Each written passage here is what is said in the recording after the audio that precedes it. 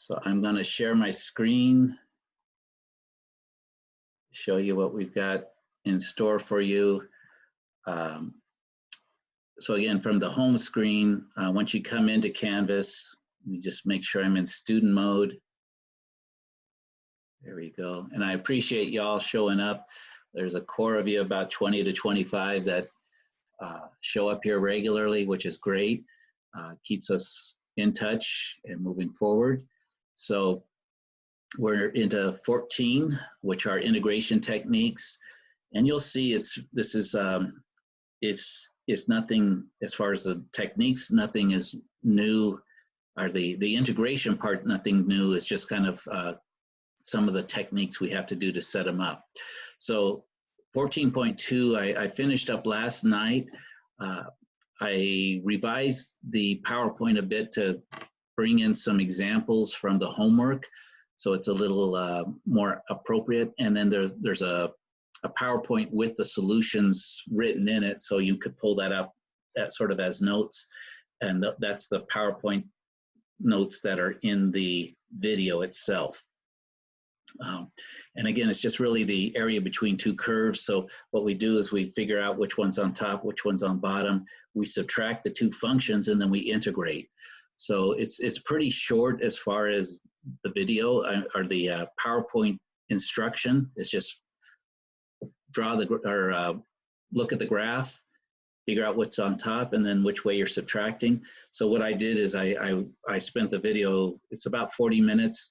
The majority of it is me working through, I think, 3 or 4, I can't remember, maybe it's 4. 4 examples that I took from the homework and from here, but each one of them will help you get really close and make sure your answers are formatted correctly, because some of them you need to have exact answers, remember? So it's like you need the natural log in there, you need e to the 5 or something like that. So I show you how to do those ones. But I think just going through the video, each one is tied to a particular example. There's 6 homework problems. So I did about 3 of them. The easier, the other ones were nothing special, so you should be able to pull those out from the other examples. Okay, and that takes us to the end of this week. So this is all the content. Chapter 13, what was it? The last section in 13, and then these 2 were the sections for this week. I had a question for 13.4 if no one else has one. Okay. Is that cool? So we'll open it up for questions. Let me do this. Let me go ahead and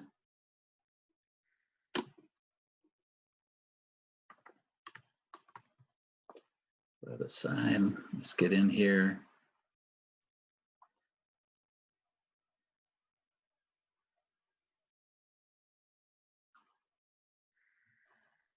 And again, you may not see due dates like for some of these, or they might not be showing up on the calendar because I pushed them off. This is 4/20, which is Monday.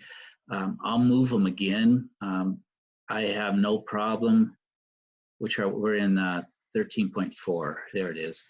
I have no problem in moving dates. And in fact, when I make them sooner, it's just so that they will show up on the calendar, so you will start thinking about getting them done. After next week, we have a whole week of no content to worry about, but just to go back over. So, and then we've got the finals week, and I'll keep the assignments open so you can keep working on them. But again, it's best if you can get on these, get the questions answered now, and then focus on studying in the last parts, but we'll make it work. So Jacob, which question were you wanting to take a look at? The question I wanted was number 7. And okay. Yeah. Do you think we could, yeah. Sure. And I have no problems if you want to use the numbers you've got. I think yours actually is the same as mine in this case. Sometimes they start doing that, so come on. So let me just write this down. And that's good. We'll do a check on it. Okay, so we're going from. Instead of a 2, though, it was a 5, like a +5 instead of a +2. That's the only difference. Okay. E to the x minus x squared. I'm going to stick with the 2 so that I can put the answer in here just to do the check. You'll see it's not going to make too much of a difference. Okay. It might not even make any difference if no, it will make a little difference, but you'll see where that comes out. Okay, dx. So on this 13.4, what was, what is 13.4? Is this was a U substitution, right? Evaluate the integral. No, this is just definite integrals. So, so it's just definite integrals.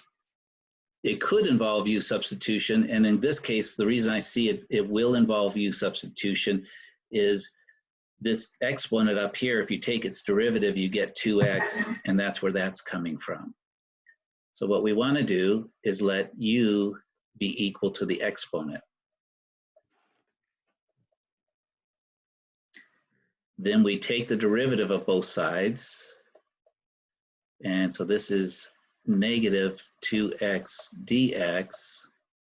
And then we want to solve for dx because the substitution, we're going to substitute for the dx, and we're substituting up here for u minus 2x minus 2x. So dx, and remember we sort of break the du to one side, and this is going to be 1 over minus 2x. So we rewrite this going from -3 to 3. We've got this x, which is still there, and we're going to multiply by 1 over negative 2x. We've got e, the exponent becomes u, so just a substitution to clean it up, and the dx becomes du. X over x cancels, so this is really just -1/2.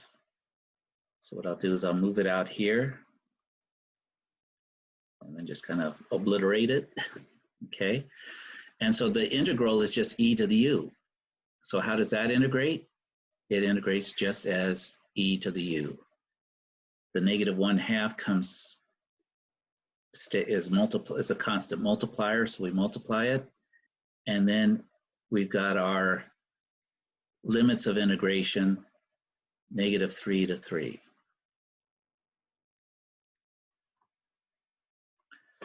So to finish this off, we plug in 3 for u, so we get -1/2 e to the 3 minus this one, which is -1/2 e to the -3. And then we just clean things up. -1/2. Oh, wait.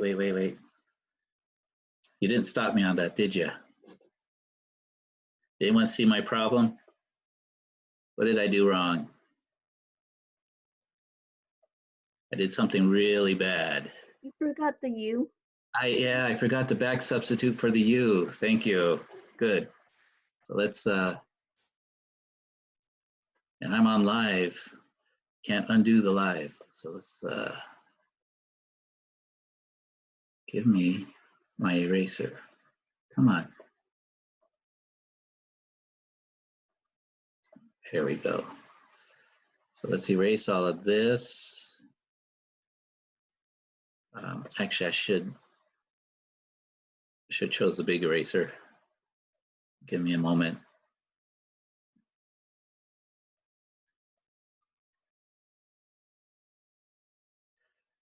So good. Let's do the other one. So U, I have to back substitute. So I want this. So I want to rewrite this as -1/2 e to the minus x squared plus 2. That's the back substituting. And this, because this negative 3 and the positive 3, those are x values. I can't put them in for u because they're not u values, they're x values. Okay. So now we're on track. So we plug in the 3 for x. So we get minus 1/2 e to the minus 3 squared plus 2. And the substitution is really going in real tight like this. Okay. Then we subtract this at negative 3. So that's minus 1/2 e to the minus negative 3 squared plus 2.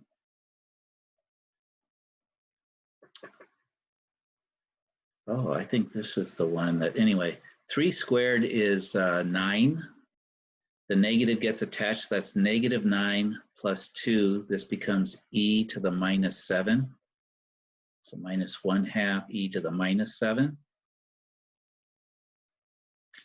This is a negative and a negative. That's going to make a positive. Wait, so basically, like, you had like 9 plus 2, but in my case, it'd be 9 plus 5. Right, right. Okay, so, all right, so -4. Sorry. No worries, no worries. But you're going to see it really won't matter, because watch what we get here. So the negative and negative made it positive, 1/2. Watch what happens here. Negative 3 squared is also 9.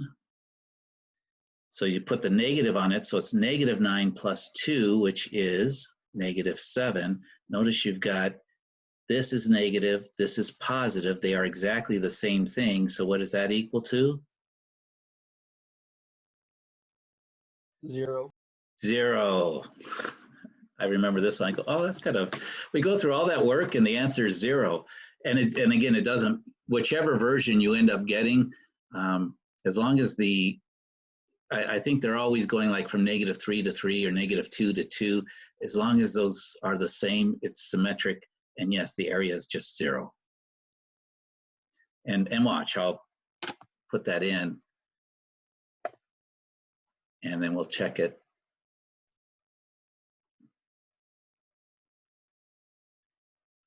I think it works. Yeah, it works.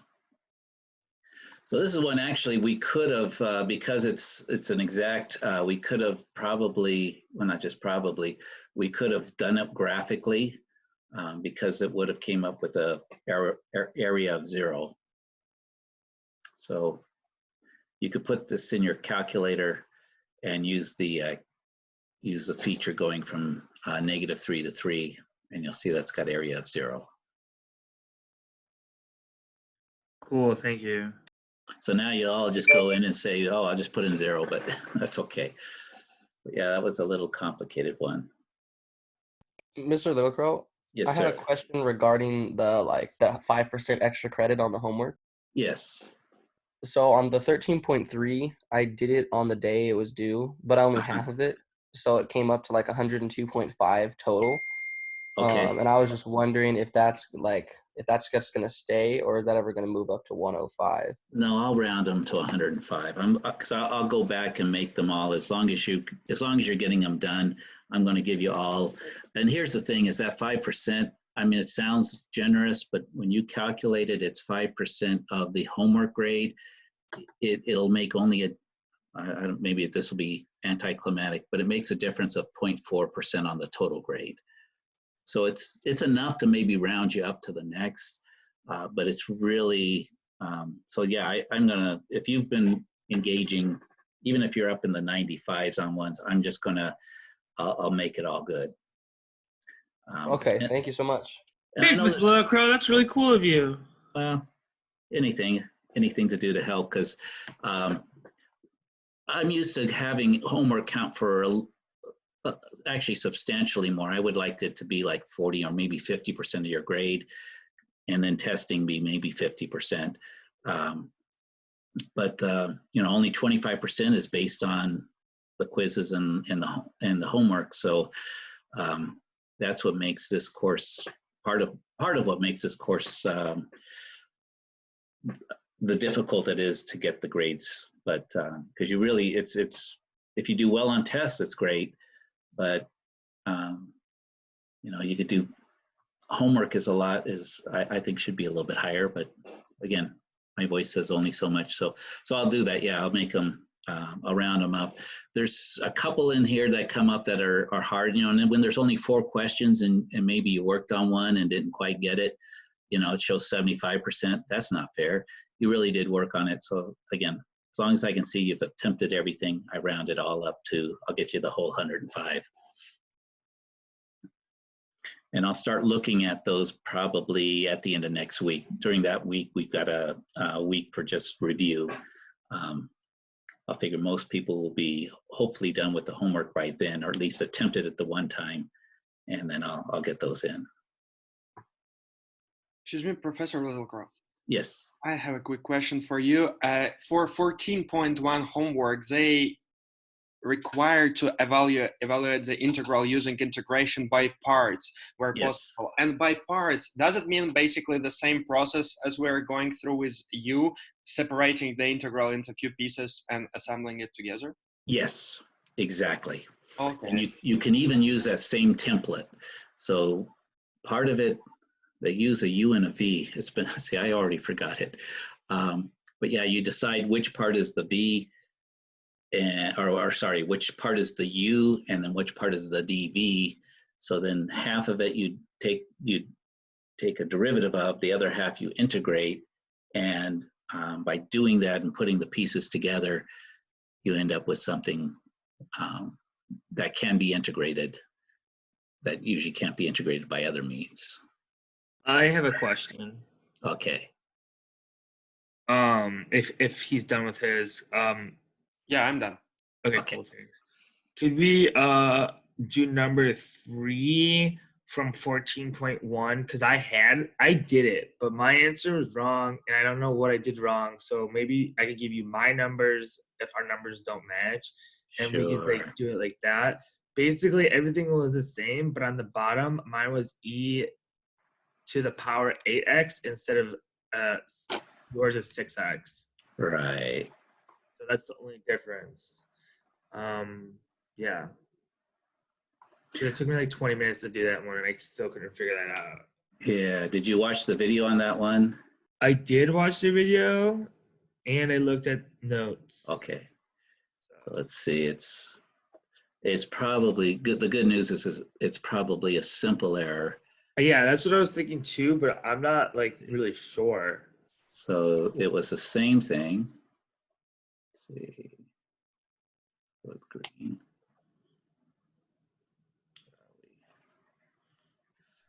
Just start with a new one. Here we go.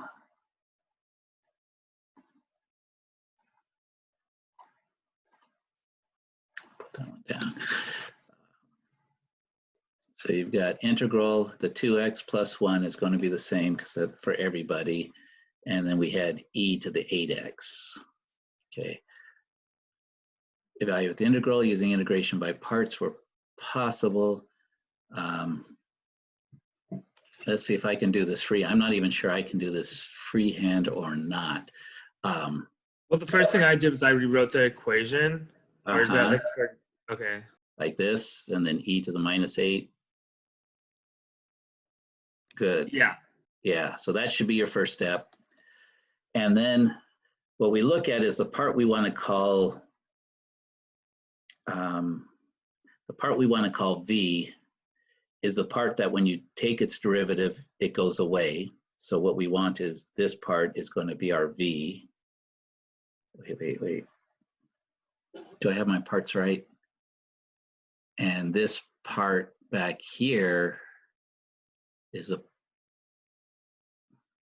let me do this. Where is my, it's too early to take my training wheels off, so I'm going to pull up the, and this is how I would suggest you do it as well. I'm going to pull up that template. Is there ways we can do it on the calculator with these types of problems or no? Nope, because it's indefinite. If they gave us boundaries, we could, but since they don't, we can't. So, well, let me see if I can see. So we got this table.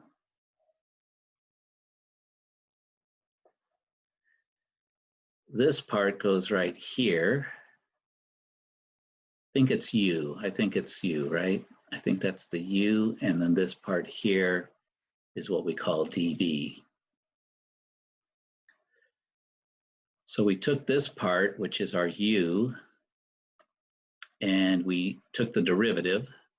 So derivative of 2x plus 1 is 2 dx.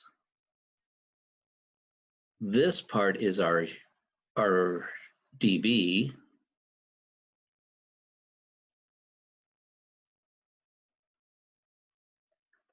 And we want to turn that into what we call a V. So we integrate this. When you integrate it, you get e to the minus 8x divided by minus 8.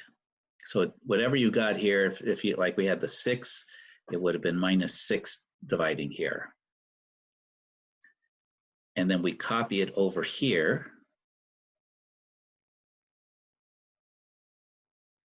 So this is I pushed myself because I wanted to go back to my training wheels, and sometimes since we don't have the training wheels for the test, we do need to push ourselves a little bit. I got to push myself. So then remember, this ends up, this is UV, and this becomes minus the integral of this times this. So we get 2x plus 1 times e to the minus 8x over minus 8 minus the integral. I'm going to move the 2 to, because it's a constant multiplier. I guess, well, let's just write this e to the minus 8x over negative 8 times 2 dx. So we get some simplifying here. 2 goes into 8, so this becomes minus 4. And we're almost done. I might rewrite this as minus 1/8 2x plus 1 e to the minus 8x. And then this integrates again, e to the minus 8. We've got this 4 under here. And remember, we're going to have a negative 8. So negative 8 times 4 should be negative 32. This comes down. And then we've got plus a constant. So the only thing that has to change is this negative. We've got 2 negatives, so this becomes a plus. So rather than rewriting it, I'll do that and that. And that should be your final answer.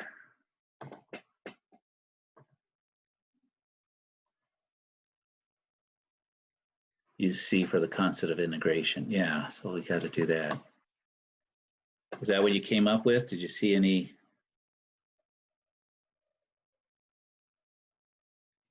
Yeah, I think mine's pretty similar. I'm just gonna check it right now. Okay.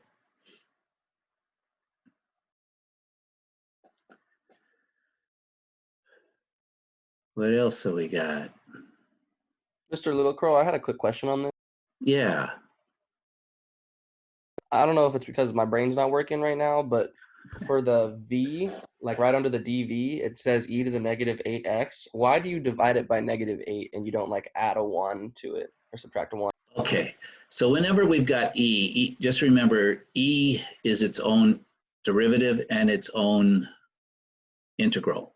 However, it comes if you take the derivative of e to the 8x, you get e to the minus 8x, but then the chain rule says you also take the derivative of the exponent. The derivative of the exponent would be negative 8. So when we take this derivative, we get this -8 coming out front, but notice we don't have a -8 here. So when we integrate, we have to divide by the -8 because we don't have it. Does that make any sense? So divide by 8 when you're integrating, and if it's the derivative, multiply by it? Right. Yes, exactly. And it's because when we take the derivative, we multiply it by it, that we divide by it when we integrate. Okay, that makes sense. Thank you. Better set, yeah. I got tongue-tied there too. So you guys make better explanations than I do, so that's why I need you. Good.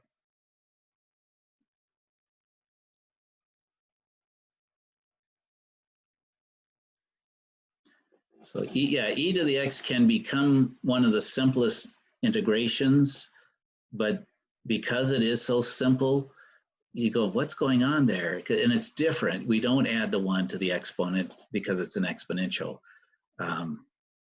And so I always found, for me, it was one of the harder ones.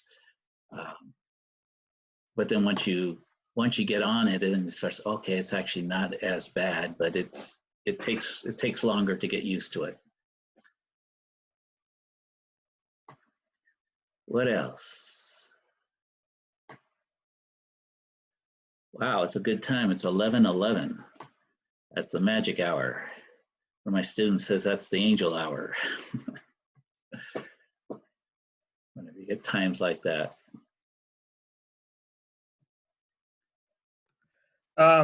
If no one else has a question,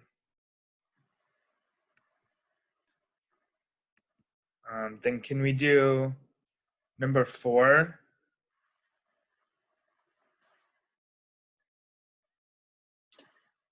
Sure, it's going to be very similar. It'll be a little bit cleaner.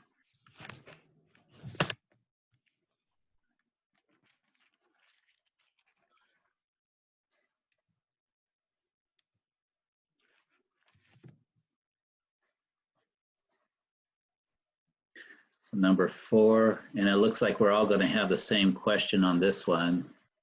Just make sure no one's waiting in the wings. Good. So number 4.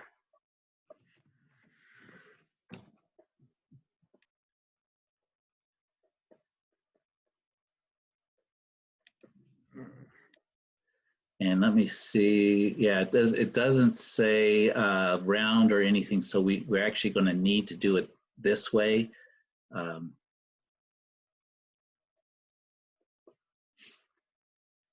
Okay, so what we do is, this is the part we want to make into u.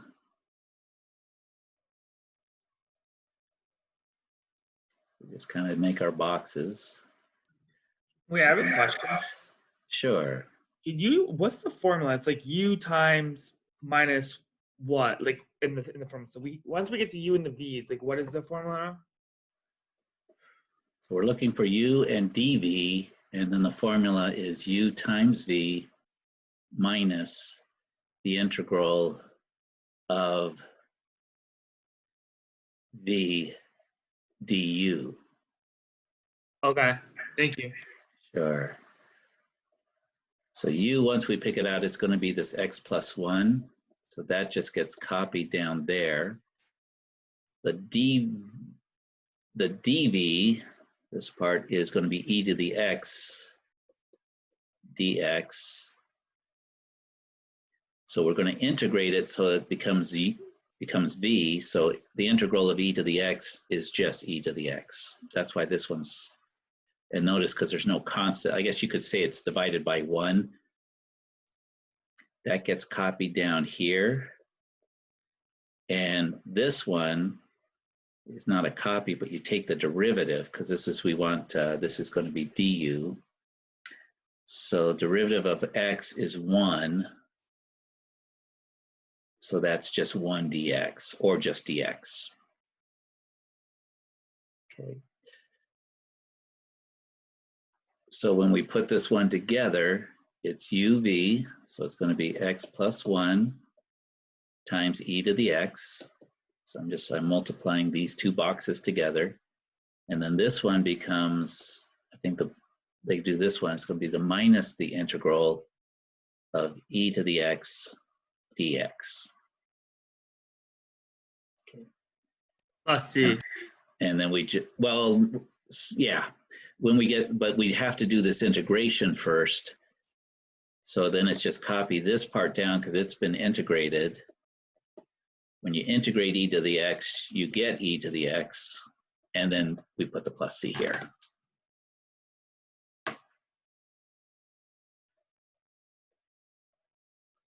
Professor Littlecrow, can I please also take a look at number 5? Sure.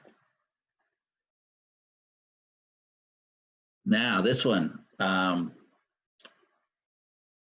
because they want us to round our answer to the nearest foot. This one, we're going to be able to actually do this with technology. Okay, we can do it with the graphing calculator. Always in front. Okay. So let me do it that way. If you want to see, Professor, yes.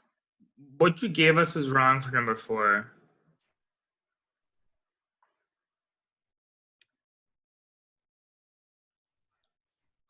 Can you move the calculator out of the way to make sure?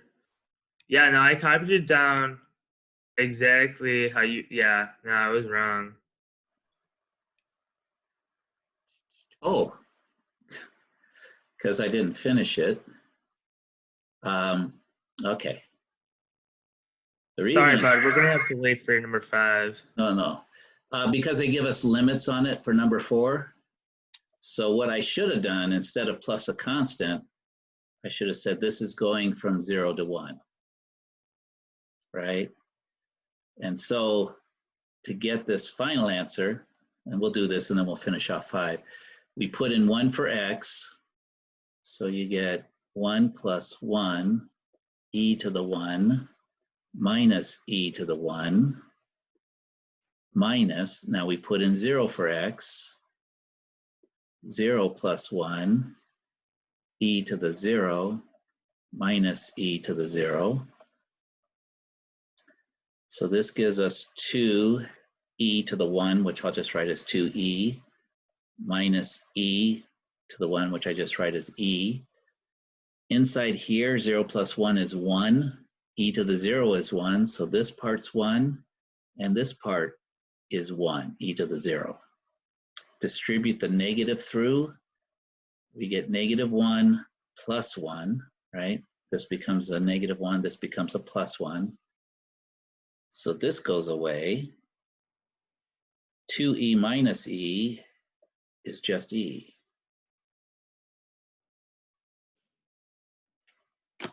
Let's try that one. Could it really be that simple? Yeah, that was it. So I had forgotten about I had left off the limits of integration. So it was a correct answer, but to a different question. It didn't answer the question they were asking. Does that help? Good? Yes, thank you. You're welcome. Okay, so for number 5, since they're having us round it to the nearest foot, what we're going to do is to integrate this, we could actually just do this all with the graphing calculator. So we'll put in minus 2,000.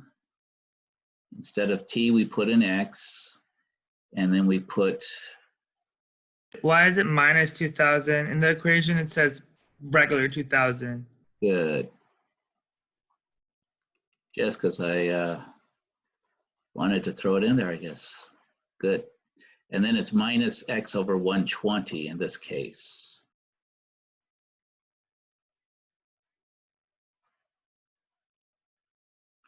Oh, I know what probably might be the issue. The question is asking how far does it rise in the first 2 minutes? Notice the equation is in seconds.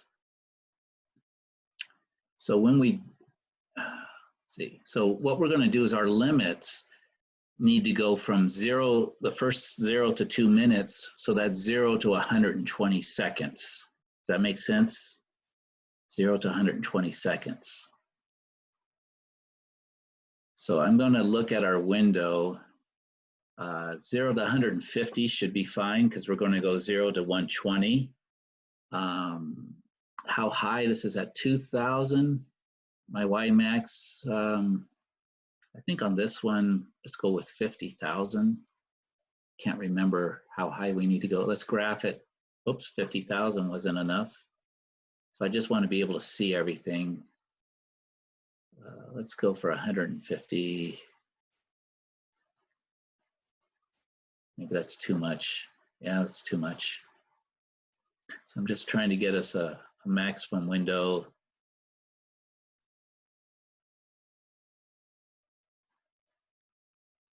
One, two, three. Let's see how does that. There we go. And then we use our integration tools. What did you put for your max? I'm sorry. I ended up at 150,000. Ah, okay. And again, it's just a trial and error, and then graph until you see, until you've got a good view. I probably could have done 100,000, but this is a good view, good enough. Second calc, we'll do number 7. And our lower bound is 0 seconds, enter, and our upper bound is 2 minutes, which is 120 seconds. Fills it in, and our answer is, let's see, 7,610,000. 7,610,144. And they want it to the nearest foot, so I don't do 0.2, I round the 4, I round it down to 4. So that should be the answers for this particular one. You'll see, notice the 120s in red, so that gets changed on the one I think I worked. I had it at, it was 180 down here, and then it was going for 3 minutes, which is 180 seconds. I think it also does it for 4 minutes, which is, yeah, so that worked. But the reason we can just use the graphing calculator on this is because it's saying to round the answer. Now you could also work this with the integration by parts, but then you're plugging in the numbers, and when they allow us to round it to the nearest, I would go with the technology. Did you want to see that with integration by parts? Actually, it makes sense how to do it. Yeah, I understand it now. So okay, thank you. Very good. Yeah, that was the one that was just kind of outside of every other one. So every other one you're doing integration by parts. And again, these ones with natural log, you actually let natural log be your u, because when you take the derivative of natural log, it becomes 1 over x, and it starts to go away pretty quick. So for both of these, you let u be natural log, and the other part be your dv, you integrate it. And again, there's a couple examples I did with natural log in the lecture.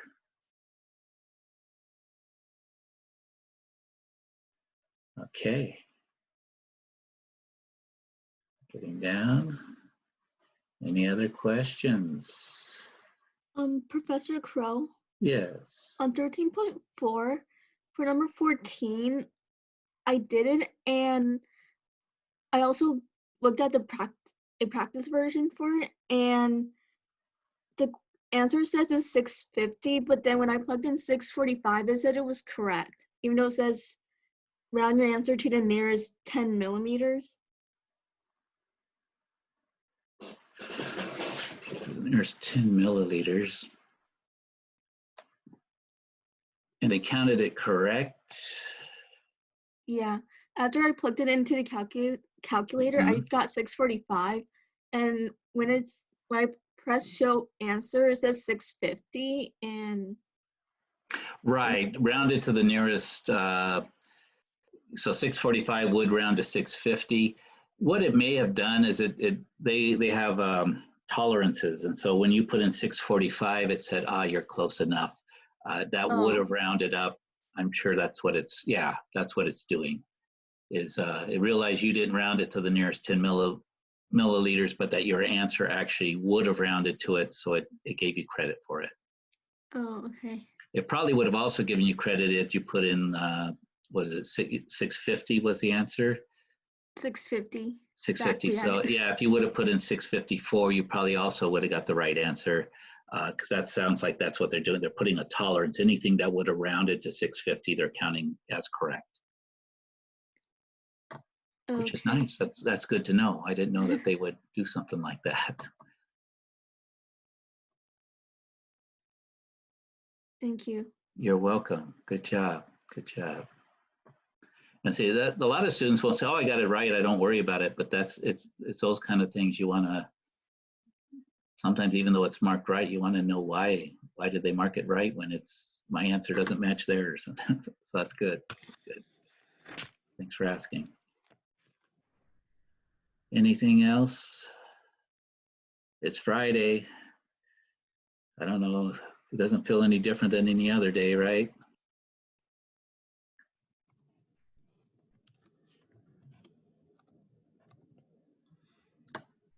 Summer's still going to be online, at least for the A session. Of course, I've got 2 summer classes that are both online. Hopefully by fall, we're back on campus again, but wish I knew. We all wish we knew, but we just keep doing what we, again, the goal is, and if you watch the video all the way to the end for today, and if I do, my goal is we've got 93 students still in class, and I'd like to see all 93 get at least a passing grade or higher, C, B, A's. I'd like everybody to get there, and I think we can as long as we keep working like this. I have no doubt about you guys. There's a few that are not as active, but I'm hoping they're planning to catch up later. Maybe they're having to work more. Some are. So anyway, this one's being recorded too. So it's kind of my motivation. Just do what you can do to get these down. And I think we've got a good opportunity here to get all 93 people into the passing lane and hopefully into a decent grade that you're hoping for, into the B's and the A range. So did we do number 6 from 14.1? So where am I? 13.4, 14.1. Which one? 6. Sure.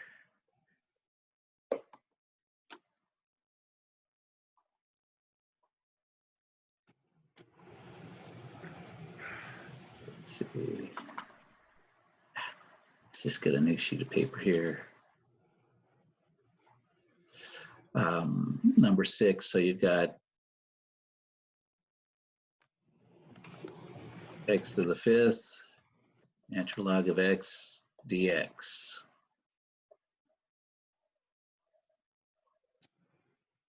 Our little rectangle.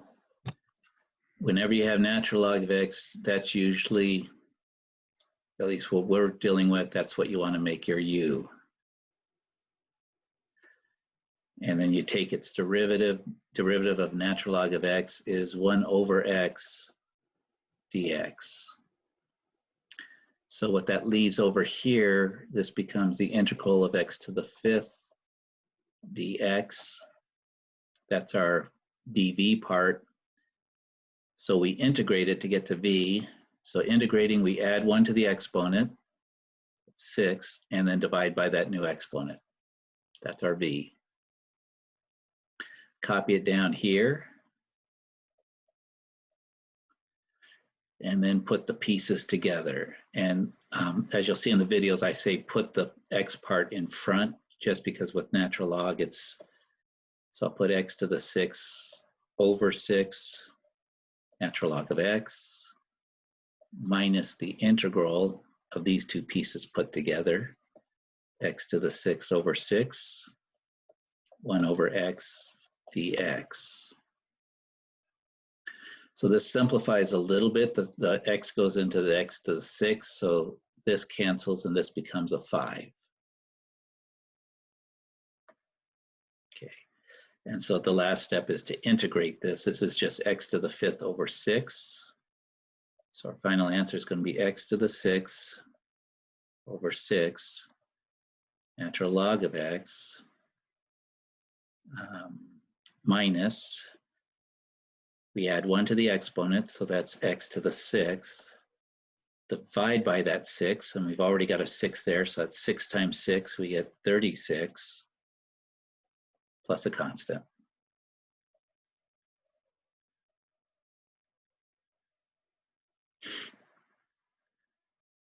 Okay, and so I did give you those templates to use on this, and I again highly recommend doing it. But now that you guys kind of forced me into it, I wasn't quite ready, but you made me jump in the deep end. Now that I'm doing it, I'm saying, okay, it actually feels better. I feel more confident. Maybe you don't want to hear that from your math teacher, that it doesn't feel 100% confident, but I'm a math educator. I'm not a mathematician. So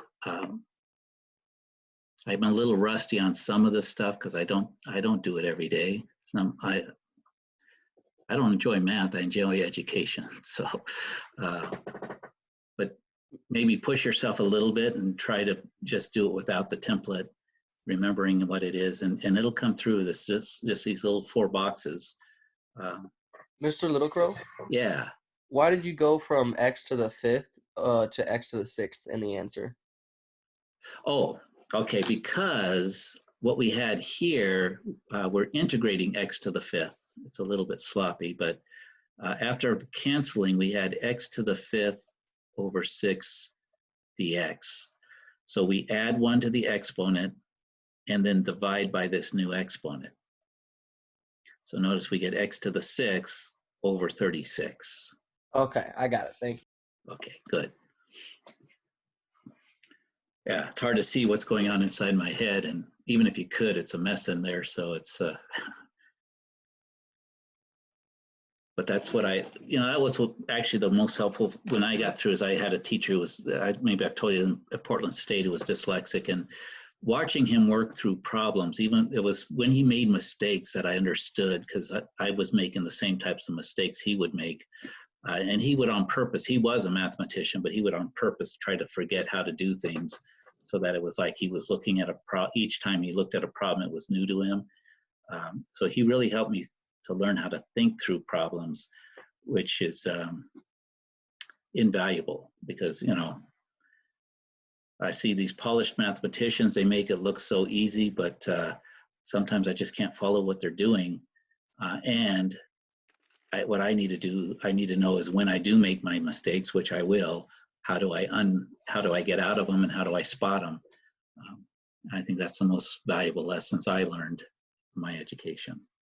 So it's the for numbers, the last 7. It's the same steps that we did for number 6, but just different numbers. That's all it is? Exactly. So you'll, instead of x to the 6th, you're gonna have an x squared here. So this will become x to the 3rd divided by 3. And so yeah, that's all that's different.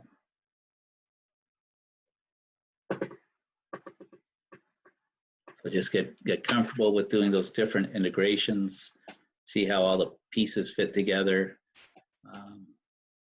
And remember, I haven't done it, but if you were to take the derivative of this thing here, of our answer, we would get back to what we started with.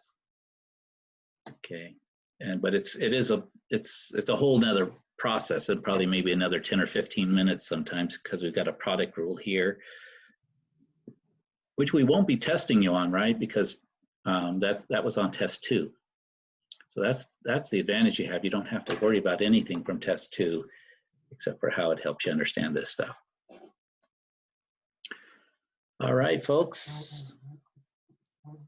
If there's nothing else, I'm ready to go get some lunch and start the weekend. How about you? Same here, Professor. Thank you. Have a good weekend. Thank you, Professor. Be well, everybody. Be safe. Bye, everyone. Stay healthy. Take care. Bye. Bye.